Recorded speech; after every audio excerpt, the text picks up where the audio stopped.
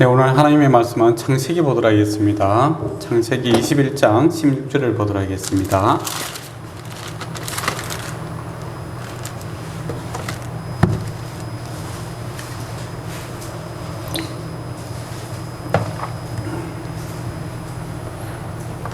함께 봉독하도록 하겠습니다. 이르되 아이가 죽는 것을 참아보지 못하겠다 하고 핫살 한바당 거리에 떨어져 마주 앉아 보라보며 소리내어 우니. 아멘. 네, 오늘 본문의 이제 말씀을 배경을 좀 설명하면 하나님의 약속의 말씀이 이제 성취가 되었습니다. 누구에게 한 약속입니까? 아브라함에게 약속한 거죠. 아브라함이 이제 자녀를 갖게 될 것이다, 이삭을 낳게 될 것이다 했는데 실제로 이삭이 태어났어요. 하나님의 약속이, 언약이 성취되는 이 기쁜 날에 함께 기뻐하는 사람도 있고 이것을 기뻐하지 못하는 사람도 있더라라는 겁니다. 이게 이제 참 안타깝죠. 또 예수 그리스도께서 언약을 성취하신 이 십자가 다 이루었다 라고 주께서 이야기했지 않습니까? 그리고 그 주님께서 이제 부활하심으로 그 다 이루어졌음이 증거증명이 되었죠. 그리고 그 승리의 결과의 열매로서 성령이 우리에게 임하는 놀라운 은혜의 시대에 우리가 살고 있습니다. 그리고 성령이 우리에게 임한 것처럼 우리가 죽고 나서 반드시 새하늘과 새 땅, 천국에 들어갈 것이다 라는 확정이 되었죠. 이 하나님의 신실하심, 또 이 하나님의 긍휼히 여기심, 불쌍히 여기심이 열매가 나타났는데 기뻐하는 사람도 있고 그렇지 못한 사람도 있더라라는 겁니다. 기뻐하는 사람은 누구겠습니까? 아브라함과 그 아내겠죠, 그죠? 그냥 아브라함에 속해 있는, 아브라함 언약 안에 속해 있는 자들은 다 기뻐하는데 이것은 이제 언약 밖에 이것을 받아들이지 못하는 사람은 이것을 기쁨을 받아들이지 못합니다. 하가가 이스마엘이죠.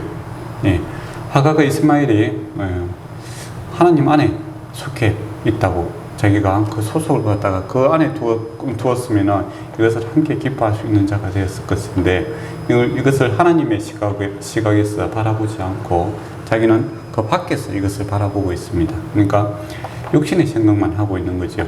영적인 영원한 세상을 바라보면 주님의 나라가 이루어지고 또 하나님의 말씀이 성취되고 주님과 함께 거하는 이것이 나의 복이다 라고 이렇게 살아간다면 아무 문제가 되지 않을 것 같아요. 근데 하갈과 이스마엘은 이것을 이제 육신의 생각이 한정되어서 생각하는 거죠.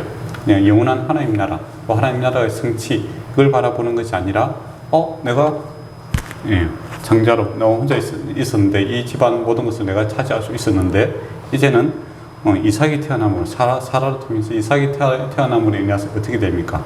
자기의 장자권이 이제 물론 넘어간다라고 생각하니까 이것을 받아들일 수 없는 그런 마음을 가지게 되는 겁니다. 그리고 더 나아가서 여기서 이제 적대적인 감정을 표현하죠. 그래서 그 졌을 때는 그 시기 보통 한 2-3살 정도 되면 졌겠죠, 그죠? 이때 축제를 하는 그런 시간에 이스마엘이 이제 17세입니다. 그러니까 사리분배를 할 수 있는 충분한 나이죠. 이 아이가 그 희롱을 놀리고 있는 것, 이삭을 놀리고 있는 것을 보게 되죠.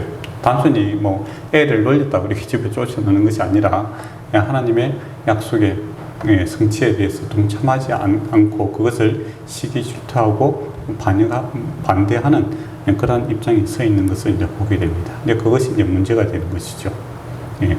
그래서 이제 저와 여러분에도 이제 일어나는 이제 세상에서 우리가 살아갈 때 이 하나님의 시각으로 좀 바라보면 참 좋을 것 같아요. 내가 주님 안에 있고 주님과 함께 살아가고 있고 주님을 위해서 살아가고 있고 그런 관점에서 주님이 잘 되는 것을 내가 나의 기쁨으로 살아가겠다라고 생각하면 시기, 질투, 분쟁 이런 것이 없어질 것 같아요.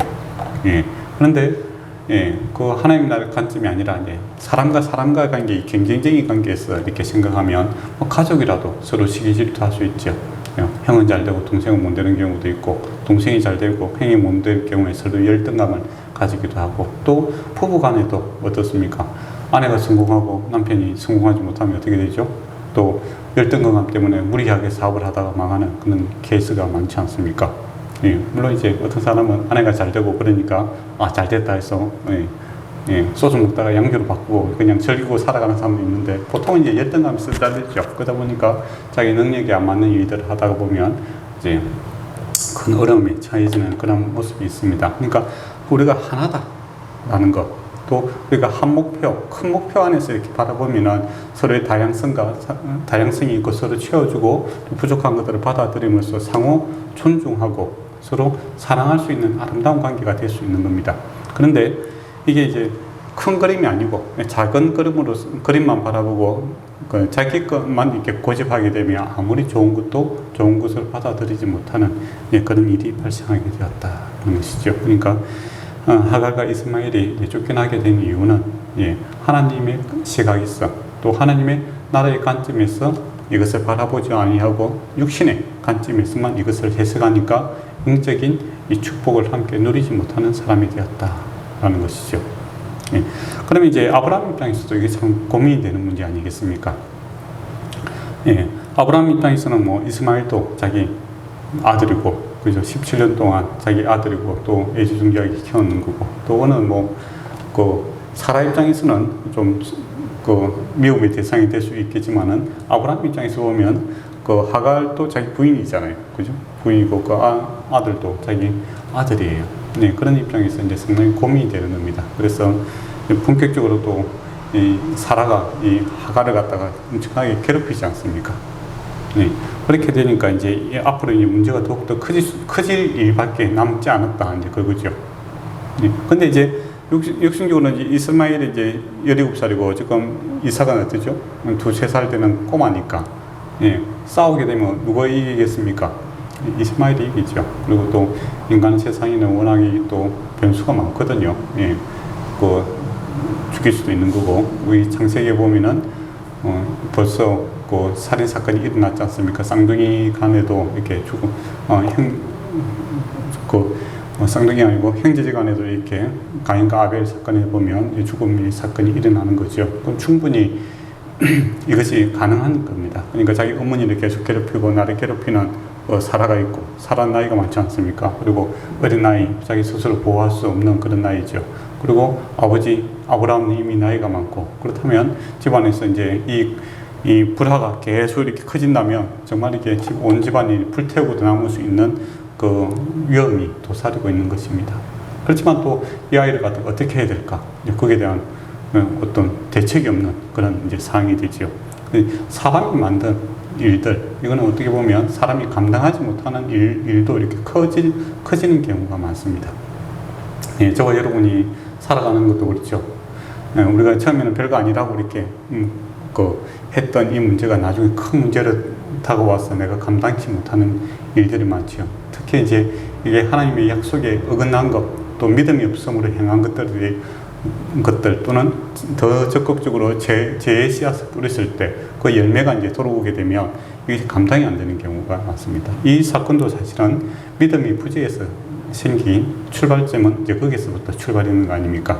하나님께서 아브라함과 사라에게 이렇게 내 자녀를 통해서 그 열방의 아비가 될 것이다, 이제 그렇게 이야기를 하셨는데 아브라함과 사라가 거기에 대한 믿음이 부족함으로, 특히 또 사라가 자기가 자기 꾀에서, 그러니까 자기 인간적인 방법으로서 이제 말을 잘 듣는 이제 하갈을 통해서 자기가 아들을 얻겠다라는 방법으로 해서 이제 놓은 결과물이 바로 이스마엘입니다. 그런데 이게 하나님의 약속과 근거 없이 이제 자기가 만든 세상인데, 그 자기가 만든 세상이 점점 커지고 나니까 이제 사라 자신이 그것이 감당이 안 되는 그런 문제가 되는 거죠.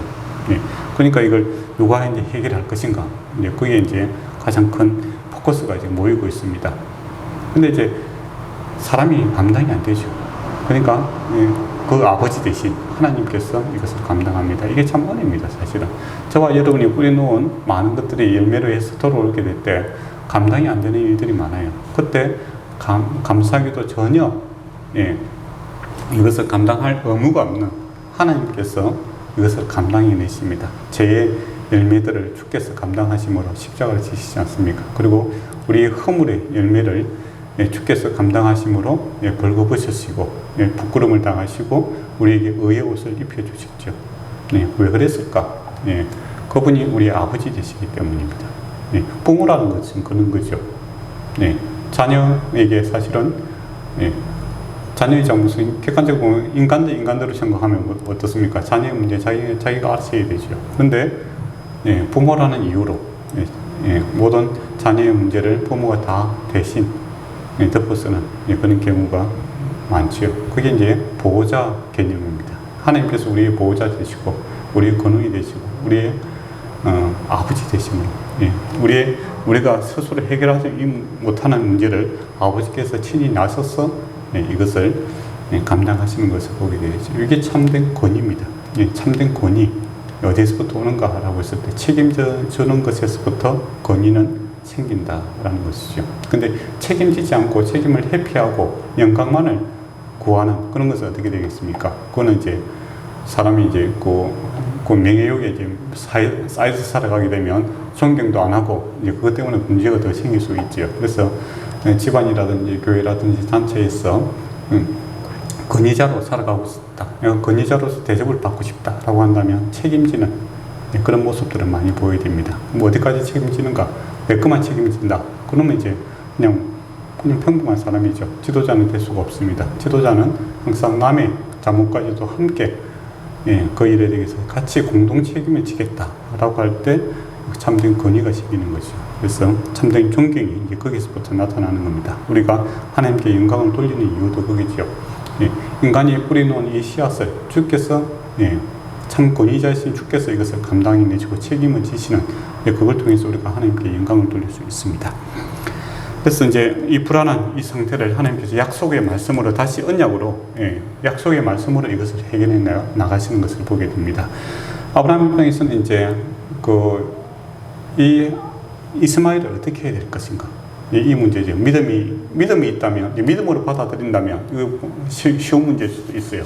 그러니까 하나님의 말씀이 이삭에게 있으니까, 하나님의 말씀에 같이 동참하자. 내가 죽고, 내 뜻을 받아들이지 않고, 주님의 뜻을 받아들이자. 이렇게 하면은 쉽게 해결될 수 있습니다. 근데 믿음이 없이 그것을 받아들이지 않으면 이제 거의 문제가 될 수 있는 거죠. 근데 불행히도 하가가 이스마엘은 이것을 받아들이지 않는 것 같아요. 육신적인 생각만 하는 거죠. 내가 장남이다. 내가 모든 것을 해야 되지. 순수를 봐서 그렇다 이거죠. 그리고 역량으로 봐서도 사람이 뭐 3살 아이와 17살 아이가 지능대결을 한다면 누가 이기겠습니까? 당연히 이스마엘이 이기겠죠. 그건 세상의 관점에서도 내가 더 나은 자다. 그렇게 되는 거죠. 근데 믿음의 관점에서 보면 하나님의 언약이 거기에 있기 때문에 그것을 받아들일 수가 없다. 그렇게 되는 거죠. 그래서 더 문제를 키우지 않기 위해서 하나님께서 이제 추방을 시킵니다. 그러니까 믿음을 받아들이지 못한 자는 믿음의 밖에서 이제 살 수밖에 없는 이제 그런 일이 이제 발생이 되었죠. 근데 이제 인간적으로 보면 이제 과연 이 아이가 어떻게 될 것인가? 그게 걱정이 되는데 하나님께서 걱정하지 말아라. 너희 씨이기 때문에, 그러니까 영적인 씨는 아니지만 육적인 씨이기 때문에 하나님께서 그에 대한 충분히 감당을 해주겠다라는 겁니다. 이 아이도 이제 12지파를 이루는 이제 크게 이제 세상적으로 성공을 시켜주겠다. 이제 그렇게 하나님께서 약속을 하셨죠. 그러게 아브라함이 그것을 말씀을 받아들입니다. 하나님께서 무지한 자에게 약속에 기적적으로 이삭이라는 아이를 주었고, 그리고 갈 바를 모르는 자에게 주님께서 인도해 주셨고, 그런 이제 하나님과 동행함으로써 하나님의 말씀은 반드시 성취가 된다라는 믿음이 확고하게 자리 잡힌 사람이 아브라함 아닙니까? 그래서 이삭에 대한 이스마엘에 대한 하나님의 그 약속이 있으므로 아브라함이 이제 그 편안한 마음으로 하가가 이스마엘을 이제 내어 보내는 것을 보게 되지요. 이게 이제 중요합니다. 어떤 우리가 문제가 이렇게 복잡하게 지금 돼 있는 내 힘으로 해결하지 못할 경우에 하나님의 말씀대로 이렇게 다시 순종의 자리로 다시 나아가는 것, 믿음으로 다시 나아가는 거죠. 그래 이게 이제 중요하죠. 그런 믿음으로 다시 이게 반응하고 있습니다. 그러므로 해서 아브라함이 편안한 마음으로 보내는데, 보통 이제 우리가 이제 보낸다면 인간적으로 제일 생각하는 게 뭐겠습니까? 형제가 형제간에 이렇게 부부가 부부간에 이렇게 헤어지고 이렇게 할 때 재산 분배를 어떻게 했는가, 이게 대한 관심이 제일 많을 것 같아요. 그렇습니까? 동업을 해도 그렇고 근데 이 놀랍게도 아브라함이 하가가 이스마엘에 대해서 충분히 부자임에도 불구하고 이렇게 낙타 50마리 이게다가 재물을 실어 보냈다 이런 게 전혀 없어요. 그렇지 않습니까? 그럼 좀 인간적으로 좀 너무하지 않나, 그렇게 생각할 수도 있을 것 같아요. 근데 아브라함에게 있어서 중요한 것은 금과 은이 아니었다라는 겁니다. 금과 은은 언제든지 없애줄 수 있는 거죠. 가져가다가 막 도둑 만나면 하루아침에 없애줄 수 있는 거 아닙니까? 욥기에 보면 그 많은 큰 부자가 하루아침에 거지가 되어버리는 경우가 있죠. 그래서 눈에 보이는 것들은 사실은 오래가지 못한다라는 겁니다. 그것이 이 아이의 미래를 또 나의 염려를 갖다 해결해 주는 것이 아니라 나의 염려와 이 아이의 미래는 어디에서 해결점을 답을 찾아야 되는가라고 했을 때 아브라함은 확고하게 하나님의 언약, 즉 하나님의 약속의 말씀에 그 기반을 두고 있습니다. 그래서 먹을 것을 주고 그를 보내죠. 그러고 나서 하나님께 맡겨버립니다. 하나님께서 나에게 신실하게 약속을 이루신 것처럼 이야기한 약속을 하나님께서 반드시 성취하리라 라는 믿음으로 이 아이를 밖에 보내고 있다라는 겁니다. 그래서 저와 여러분도 자녀들을 바라볼 때 이러한 시각을 좀 가졌으면 좋겠어요. 부모가 된다는 것은 점점 아이가 커지면 부모가 할 수 있는 일이 한계가 있습니다. 그렇지 않습니까? 한계가 있어요. 그러면 근데 이제 한계가 있으니까 더욱더 불안해질 수도 있는 거잖아요. 그리고 미안한 마음도 생길 수 있는 거고, 그죠? 보통 또 텔레비에서 워낙 또 부모 잘 맞는 사람들이 먹고 마시고 노는 이런 모습들을 갖다가 성공의 잣대로 많이 보여주니까 열등감이 더욱더 시달릴 수가 있는데 저와 여러분이 갖고 있는 것은 그보다 더 귀한 것입니다. 바로 믿음이죠. 하나님의 약속의 말씀이 있지 않습니까? 아브라함이 그 다른 검은 보화가 있음에도 불구하고 거기에 의지하지 않고 하나님의 약속의 말씀을 의지해서 이들을 보내고 있다라는 걸 우리 깊이 한번 생각해 볼 필요가 있어요. 그래서 또 신약에 보면 뭐라 합니까? 나는 금과 은이 나에게 없으나 나사렛 예수의 이름으로 명하노니 너는 일어나 걸어라 이렇게 이야기하고 있죠. 그러면 저와 여러분은 세상이 줄 수 없는 이 귀한 보배를 다 갖고 있습니다. 그리고 많은 사람들이 간증할 때도 보면 처음에 봤을 때는 저 사람이 좋은 집안에서 잘 배워갖고 그래 성공했겠지 그렇게 이제 바라보고 있다가 이제 처음에 이제 과거의 이야기를 보면은 어려운 가운데 있다가, 그죠? 정말 어려운 가운데 있는데 믿음 하나 가지고 하나님께서 이렇게 도와줘서 이렇게 성공한 그런 케이스들이 많거든요. 똑같습니다. 저와 여러분이 자녀들에 대한 사실 우리가 내 자신도 요즘 나이가 들어가면 무릎도 아프고 허리도 아프고 내 몸도 하나 지탱 못하겠는데 자녀를 얻고 살고 책임질 수 있는 것은 감당이 안 되는 일이죠. 그렇다면 우리는 약속의 말씀에 근거해서 그 자녀들을 축복하고 또 그들을 위해서 기도하고 또 그들이 하나님께 속해 있으므로 하나님께서 그들의 아버지가 참된 아버지가 되어 달라고 그렇게 기도하고 또 그렇게 가르쳐야 됩니다. 그게 이제 진정한 성공으로 이끌어갈 수 있는 길이죠. 그래서 이제 이 아이들이 어떻게 가는가 대해서 이제 보면 하가가 이스마엘이 어디로 갑니까? 애굽으로 내려갑니다. 애굽으로 간 이유는 뭐겠습니까? 하갈이 애굽 사람이기 때문이죠. 그건 하갈이 아마 자신감이 있었던 것 같아요. 원래 하갈이라는 사람이 좀 처음에는 겸손한 사람이었죠. 그러니까 주인 사라에게 눈에 들 정도로 이렇게 겸손하고 똑똑하고 그런 사람이었는 것 같아요. 그런데 이제 졸부근성이 생기는 거죠. 아이를 갖게 되니까 기득권이 성공할 수 있는 그런 기반이 생기니까 교만해집니다. 그래서 그 공부인 사라를 갖다 무시하는 그런 일들이 생기고 그것 때문에 더욱더 문제가 생기게 되지 않습니까? 근데 이는 이제 교만한 상황, 겸손했다가 이제 교만한 상황이 이렇게 있는 거죠. 원래는 이제 처음부터 교만할 수도 있습니다. 근데 이게 억눌려 있다가 이제 성공을 하니까 그것이 교만이 이제 팍 외부로 이렇게 표현이 되는 거죠. 그래서 아마 갈 때 자신감이 있을 거예요. 내가 종살이 하고 있었지만은 내 고향 애굽으로 가면 내가 충분히 성공할 수 있을 것이다 라고 이렇게 그 길을 가게 됩니다. 그런데 어떤 일이 생깁니까? 길을 잃어버리죠. 그거 참 희한한 일 아닙니까? 그 어려운 길이 아니거든요. 그런데 방황을 하게 됩니다. 강야에서. 자신있게, 그러니까 여기 애굽 사람인데 내가 바벨론 쪽으로 이렇게 가다가 길을 잃어버리면 그거는 좀 그럴 수도 있다. 그렇게 생각할 거 아닙니까? 근데 자기가 태어나고 잘 알고 있는 그 길로 가는데 방황하고 길을 잃어버린 일이 생겼다라는 겁니다. 그래서 인생은 참 자기 계획대로 안 되는 게 인생이죠. 그때는 하나님의 뜻이 있습니다. 계획대로 안 될 때 이제 저와 여러분이 계획을 세우고 계획을 세우는 건 중요하죠. 세우다가 안 될 때 그때는 하나님의 뜻이 분명히 있다라는 겁니다. 그때는 자신을 돌아볼 수 있는 귀한 이제 시간이 될 것이고 또 새롭게 되는 또 귀한 시간이 될 수가 있습니다. 그래서 자신 있게 이제 하갈이 이스마엘을 데리고 가다가 방황을 하게 되고 가져갔던 물도 이제 없고 정말 이제 죽어가는 이제 상황이 되었는 거죠. 어머니도 하갈이 정신이 멘탈이 대단한 사람이에요. 예.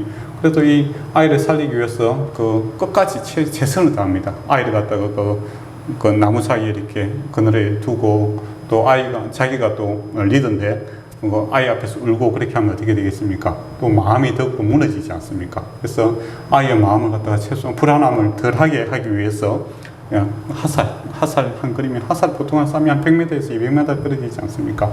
그 목마른 가운데서도 자기가 인간적으로 할 수 있는 최대한 그 노력을 해서 그 먼 밭에서 이제 울고 있는 이제 그런 모습을 보게 되죠. 그 참 멘탈이 강하고 지혜로운 여자다라는 것이죠.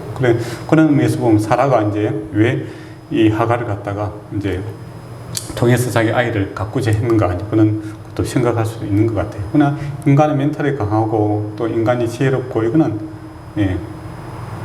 한계에 부딪히면 아무 소용이 없다라는 것도 이게 나타나는 겁니다. 인간적으로 보면 참 지혜롭고 참 대단한 사람이지만은 강량 앞에서 물이 없는데 뭘 할 수 있는 게 아무것도 없잖아요. 인간이 할 수 없는 절대적인 상황을 만나게 되면 인간의 지혜와 지식과 능력들이 아무 소용이 없다라는 이 한계점을 만나게 될 때, 그때는 이제 답이 되는 게 뭐겠습니까? 역시 하나님이죠. 그때 하나님의 손을 빨리 붙드는 자가 지혜로운 사람입니다. 그런데 하나님의 손을 붙들 수 있는 하갈이 그렇게 울고 있는데도 하나님께서 그에 대해서 반응을 안 하세요. 너무하지 않습니까? 그런데 17절에 보면 하나님이 그 어린 아이의 소리를 들으셨으므로 이렇게 돼 있죠.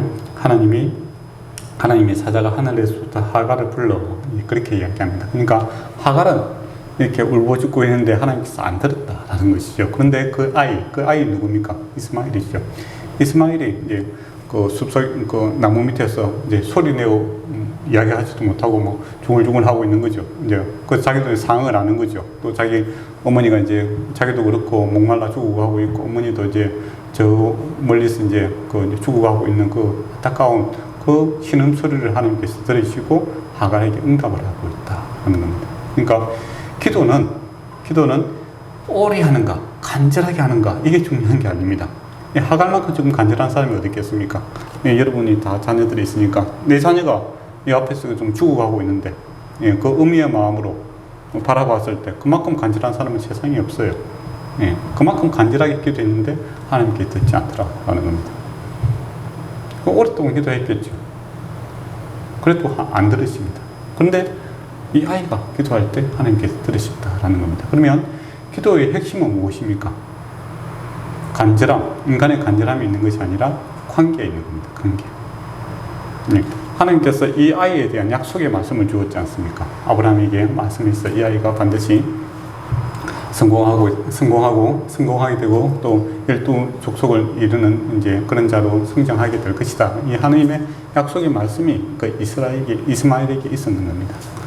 약속의 말씀을 갖고 있는 자, 하나님과 관계가 있는 말씀과 관계 있는 자가 그 신음소리, 그 기도 소리를 하나님께서 들으신다라는 겁니다. 그리고 하갈에게 응답해 주시는 것을 보게 되죠.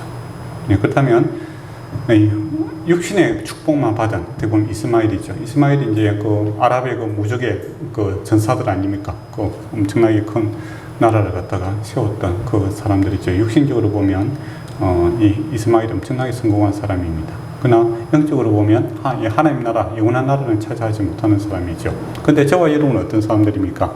영원한 하나님 나라를 상속받은 자들이죠. 그리고 저와 여러분은 하나님의 자녀입니다. 그리고 하나님의 보배들이죠. 그리고 주께서 뭐라고 합니까? 너희가 너희를 바라볼 때 그 젖먹이 아이를 잊어버리더라도 나는 너희를 잊지 않겠다. 그렇게 이야기하고 있죠. 한 번도 주님의 눈이 우리를 떠난 적이 없습니다. 주의 기가 우리를 벗어난 경우가 없죠. 그리고 주의 약속의 말씀이 우리에게 이미 와 계십니다. 그렇다면 당연히 우리의 기도는 하나님께서 들으시고 또 심지어는 우리가 말하지 아니한 것까지도 구하지 아니한 것도 주시기를 기뻐하시는 분이 하나님이시다라는 겁니다. 그래서 기도는 하나님과 관계가 회복되어 있느냐, 이게 제일 중요합니다. 네. 그래서 저와 여러분이 받은 가장 큰 복은 하나님과의 관계가 회복되어 있다는 겁니다. 누구 때문에? 예수님 때문에. 예수 그리스도께서 십자가 지시고 부활하시고, 예, 그 언약을 다 이루심으로 저와 여러분은 하나님의 자녀가 되는 큰 영광을 받았다라는 겁니다. 그래서 저와 여러분이 뭐 때와 장소를 가리지 아니하고 애니콜이죠. 어디든지 하나님을 부를 수 있는 그런 큰 복을 있는 사람들입니다. 근데 문제는 사용 안 하는 거죠. 예, 핸드폰은 좋은데 사용은 안 할 뿐입니다. 그게 가장 큰 문제죠, 우리에게 있어서는. 예, 근데 일반 이제 다른 타 종교들 보면 정말 기도할 때 열과 성의를 다합니다. 예, 왜냐하면 기도 응답 경험들이 사실 잘 없어요. 그러다 보니까 내 정성이 부족하다, 이걸로 이제 밀어붙이거든요. 그러니까 이 간절함, 불쌍히 여기는 막 뭔가 이루어야 돼. 내 자녀가 죽어가고 이 간절한 게 있잖아요, 사람들마다. 이 간절함을 이제 내가 성취하기 위해서는 나의 열의와 성의를 보여줘야 된다. 이제 그런 식으로 접근을 하는 거죠. 그래서 안 되면은 네가 성의가 부족하다. 이제 그런 식으로 이제 그렇게 이야기를 하죠. 그러니까 이제 그들의 신들은 이제 인간들에게 있어서 별 관심이 없고 우리의 정성을 보고 또 우리의 노력을 보고 반응해 주겠다 이겁니다. 그런 식으로 접근을 많이 하죠. 그만큼 사실은 응답 경험이 없기 때문에 그렇게 얘기하죠. 그래서 옛날에 저 경험으로도 이제 무당 하시는 분 보면 새벽에 이렇게 정말 추운 날에도 그 산에 금오산, 여기도 금오산이 있는데 우리 고향에도 금오산이 있습니다. 그 추운데 올라가서 이제 얼음 깨고 뭡니까 냉수 모욕하고 기도를 하고 촛불 켜놓고 그 추운 데서 여기도 금오산에도 보면 이제 그 도성굴인데 보면은 사람들 가서 촛불 켜놓고 그렇게 하잖아요. 그 위험할수록 더 어려울수록 더 간절할수록 여기 열의와 성의를 다할수록 뭔가 신이 반응할 것이다. 이제 그렇게 생각을 하는 겁니다. 그래도 안 되면은 성의가 부족한 걸로 이렇게 몰아붙이죠. 예, 그러나 하나님은 그렇지 않다라는 겁니다. 하나님은 우리의 부모님 때문에 우리의 필요를 미리 아십니다. 그리고 우리의 작은 신음소리도 듣고 하나님께서 언제든지 관여하고 참석할 의향을 갖고 있습니다. 그건 부모의 마음이죠. 그렇지 않습니까? 부모들의 마음은 항상 자녀에게 가 있죠. 똑같습니다. 필요에 대한 그 관심을 가지고 있는 것이 부모의 마음 아닙니까? 그리고 적극적으로 돕고자 하는 능력의 한계를 뛰어넘어서 돕고자 하는 것이 부모의 마음이죠. 그게 이제 십자가도 그런 거 아닙니까? 죽음을 뛰어넘어서 죽어가는 인류를 살리기 위한 하나님의 선택이고 부모의 심정이었다라는 것이죠. 그래서 기도의 핵심은 어쨌든 하나님과 관계가 맺어져야 됩니다. 내가 하나님의 자녀가 되어야만이 기도는 가능하다라는 것. 그런데 이미 저와 여러분은 그 관계를 형성하고 있다라는 겁니다. 그래서 우리가 이제 기도할 때 이 하나님의 약속의 말씀을 붙들고 이제 기도하라, 이제 그런 말씀을 많이 하지 않습니까? 그래서 먼저 하나님의 뜻이 뭔가, 즉 하나님의 선하심에 대한 인정입니다. 하나님께서 좋은 것을 주신다라는 것을 내가 믿음으로 생각하고 하나님의 뜻을 구하면 더 이 구하지 아니한 것도 주시겠다라는 것이 하나님의 약속 아닙니까? 매주 제가 이야기하는 내용이지만은 그런 하나님에 대한 믿음을 가지고 우리가 기도하는 것 정말 중요한 문제입니다. 그리고 감당치 못할 일을 만났을 때 이때 하나님이 역사해야 되는 그 시간입니다. 그런데 많은 경우에 하나님 아예 구하지 아니함으로 하나님의 일하시는 것을 포기해버리는 경우가 많죠. 스스로 이탈해버리는 그런 경우가 많습니다. 그래서 감당치 못할 일, 또 돌이킬 수 없는 일, 돌이킬 수 없는 일까지도 하나님 앞에 구함으로써 하나님의 전능하심과 하나님의 사랑하심, 이것을 좀 경험할 수 있는 그런 시간들이 좀 많았으면 좋겠습니다. 이게 이제 많고 계속 이게 중첩이 되는 거죠. 그래서 아브라함도 나중에 하나님에 대한 신뢰가 생기므로 하나님이 말씀하시면 모든 염려 걱정을 내어 맡기고 하가가 이스마엘을 이제 내어 보낼 수 있는 이 담대함, 금과 은에 의지하는 것이 아니라 믿음에 의지해서 이것을 해 나가는 것을 이제 보게 됩니다. 그리고 이제 그때 이제 드디어 이제 눈이 이제 밝아지는 거죠. 하갈의 눈이 밝아져서 이제 우물을 발견합니다. 원래 우물이 그 옆에 있었잖아요. 근데 발견 못하면 그 우물이 아무 소용이 없는 겁니다. 그러니까 기도하니까 갑자기 우물이 푹 터지는 게 아니에요. 그러니까 그 모세가 이제 출애굽할 때는 이제 바위에서 물이 터지는 경우가 있었잖아요. 이 그런 경우는 아니잖아요. 옆에 물이 있었는 거예요. 그런데 발견을 못했는 겁니다. 그러나 그는 뭐 발견 못하면 있어도 아무 소용이 없는 거죠. 그렇지 않습니까? 네. 우리도 똑같거든요. 하나님의 손길, 하나님의 그 손길이 우리 안에 늘 있습니다. 근데 우리가 발견하지 않고 구하지 않고 사용하지 않는다면 그것은 아무 소용이 없는 거죠. 네. 이 이제 육신의 이 목마름만 해결할 수 있는 우물이 있으므로 그들이 육신의 생명을 갖다가 유지하고 나아갈 수 있지 않습니까? 근데 우리에게는 무슨 약속이 있습니까? 주 예수를 믿으면 예, 사마리아 여인에게 뭐라고 했습니까? 생수가 흘러 넘치리라 그렇게 이야기를 했죠. 네. 그러면 하나님의 약속을 이제 저와 여러분이 믿는다면 우리 안에 이미 생수가 와 있는 겁니다. 예수 그리스도 생수가. 근데 있어도 먹지 아니하면 그 무슨 소용이 있겠습니까? 예, 하갈처럼 옆에 있는데 예, 보지 못하면 아무 소용이 없는 거, 절망 가운데 있는 거죠. 예, 눈이 안 열리니까 그걸 못 보는 겁니다. 그것처럼 저와 여러분의 삶 속에서도 예수 그리스도께서 함께 세상 끝날까지 너희와 함께 동행하리라, 함께 하리라 그렇게 약속을 하시고 예, 내가 너희를 강하고 담대하라, 너희를 반드시 붙들고 주리라 그렇게 이야기했지 않습니까? 그러면 그 약속의 말씀이 우리에게 있는 겁니다. 예, 그러면 그것을 붙들고 내가 사용을 해야 되겠죠. 예, 그렇죠. 그래야 그 문제를 갖다가 내 영적인 뭐 갈급함이라든지 내 삶의 갈급함을 해결할 수 있는 겁니다. 그렇지 않습니까? 그만큼 우리도 영적인 눈이 떠져야 된다는 것이죠. 눈을 감고 예, 육신의 눈을 감고 기도할 때 우리가 육신의 눈을 감는 이유는 영적인 눈을 뜨기 위해서 우리가 눈을 감는 거죠. 세상적인 관점에서만 이렇게 바라보는 것이 아니라 이제는 세상적인 관점의 눈은 감아버리고 예, 주님의 영안으로 이 사건을 이 상황을 내가 판단하기를 원하고 또 내가 손을 모으는 이유는 뭡니까? 내 손으로 일을 안 하겠다는 겁니다. 네, 내가 할 수 있는 것은 포기하고 주님의 손 붙들고 내가 일하겠습니다. 그런 간절함이 있는 거죠. 그때 주께서 주님의 손이 역사하시는 것을 우리가 경험하게 되겠습니다. 이게 기도의 힘이죠. 그게 또 눈이 떠여져야만이 할 수 있는 거고 또 귀가 열려야 됩니다. 또 주께서 뭐랍니까? 하나님께서 목자와 양의 비유를 하죠. 양은 목자의 음성을 알고 목자는 양의 이름을 안다. 이름을 안다는 것은 김성원, 김영아 이렇게 단순히 이름 추석호 부르는 게 아닙니다. 이름이라는 것은 개인이 갖고 있는 독특한 그 인격 자체를 갖다 이야기하는 거잖아요. 그죠? 예. 그런 하나님께서 우리에 대해서 다 아는 겁니다. 알고 있고 또 우리는 귀가 열려있는 사람들, 하나님의 말씀을 들을 수 있는 그런 살아있는 자들이다 라는 겁니다. 그렇다면 저와 여러분이 하나님의 음성을 듣고 저 약속의 말씀을 듣고 반응을 해야 됩니다. 기도로서 우리 입을 열어서 그렇게 할 때 우리 안에 이미 와 있는 이 생수를 우리가 마심으로써 영적인 갈급함과 육적인 이 갈급함들을 해소해 나갈 수 있죠. 그리고 더 나아가서 어떻습니까? 옆에 있는 우리가 불쌍히 여겨야 되는 사람들까지도 그것을 채울 수 있는 자가 되는 거죠. 그래서 이 간절함에서 어떻게 보면 이 기도들은 항상 생기게 됩니다. 그런데 여러분이 간절함을 만나게 될 때 이때가 바로 하나님께서 역사하실 때다 하는 것입니다. 근데 이 기회를 통해서 이제 하갈은 어떻게 되겠습니까? 겸손을 배우게 되겠죠.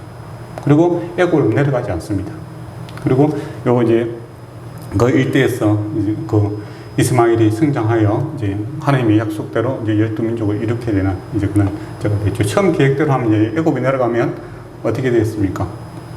애굽에서 종살이 하는 거죠. 다시 도둑할 수가 있습니까? 그러나 이 강야 같은 그곳에서 샘물을 이제 먹음으로써 이게 일시적으로 한 번으로 끝났다는 것이 아닙니다. 그것에서 민족을 이루고 나라를 이루었다고 하지 않습니까? 그러면 그 메마른 땅에서 하나님께서 계속적으로 간섭하심으로 이스마엘의 삶에 있어서 샘물이 되어주기 때문에 큰 나라를 이룰 수 있지 않겠습니까? 그런 일들이 발생하는 거죠. 그러니까 내 뜻이 접히는 거죠. 내 뜻은 애굽에 내려가는 거예요. 애굽에 내려가서 조금 먹고 사는 거였는데 그게 아니라 이 아무 기반이 없을 것 같은 이 강야 같은 곳에서 12민족을 이루는 그런 대국을 이루어내는 그런 셈이죠. 그러면 누가 물을 공급할 것인가?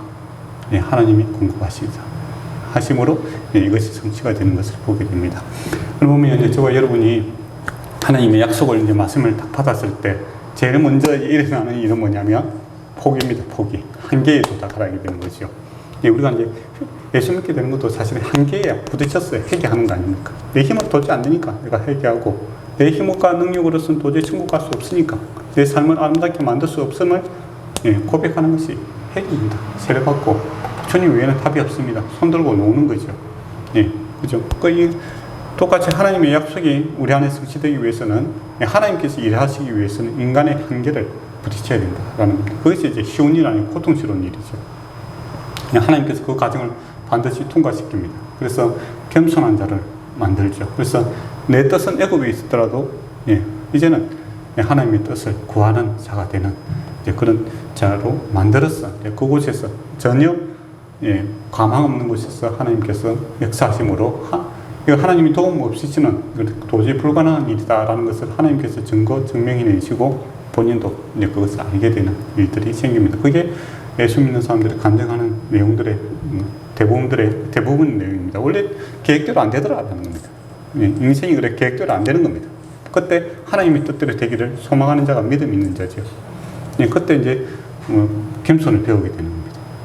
그리고 이제 자기 뜻을 접어버리고 이스마엘에 향한 하나님의 뜻이 성취되는 것들을 이제 바라보는 자가 되게 되죠. 그리고 하나님께서 신실하심으로 그가 가는 곳마다 경부를 공급해 주지 않습니까? 그럼으로써 이제 전혀 대국을 이룰 수 없는 그곳에서 큰 나라를 세우고 엄청난 이 아랍 국가를 만들어내는 그런 조상이 되는 하나님의 약속의 말씀이 성취가 되는 것을 보게 되죠.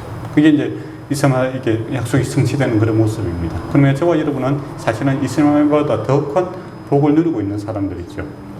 하늘의 복과 땅의 복을 우리가 누리고 있는 사람들입니다. 이스마엘은 땅의 복밖에 누리지 못했잖아요. 그러나 저와 여러분은 하늘의 복과 땅을 영생을 얻은 자 아닙니까? 영생. 오래 사는 것만 이야기하는 게 아닙니다. 질적으로도 좋은 것을 이야기하는 거죠. 그리고 주님께서 이 땅에서도 우리와 함께 하시고 천국에서도 영원히 함께 하시겠다. 이 약속의 말씀이 있는 거죠. 근데 이 약속의 말씀을 이게 우리에게 딱 왔을 때 사람들이 제일 당황스러워하는 것은 내 뜻이 접히는 경우가 생긴다는 겁니다. 내 뜻대로 마옵시고 아버지 뜻대로 하옵소서.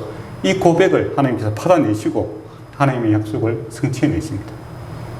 보통은 이제 애굽은 내려가려는 거예요. 세상 정신적으로 세상적으로 잘 되고 싶고, 내 뜻대로 내 마음대로 다 됐으면 좋겠고, 그게 성공의 기준으로 삼아버리거든요. 사람들은 누구나 다 그렇습니다. 별 사람 없어요. 그렇죠. 근데 하나님께서 그거 접어버립니다. 네 뜻대로 되는 것이 아니라 내 뜻대로, 주의 뜻대로 되는 것이 복이다라는 것을 그 고백을 받아내고 하나님의 사람으로 만들어 가십니다. 그래서 그 복에 취하지 않죠.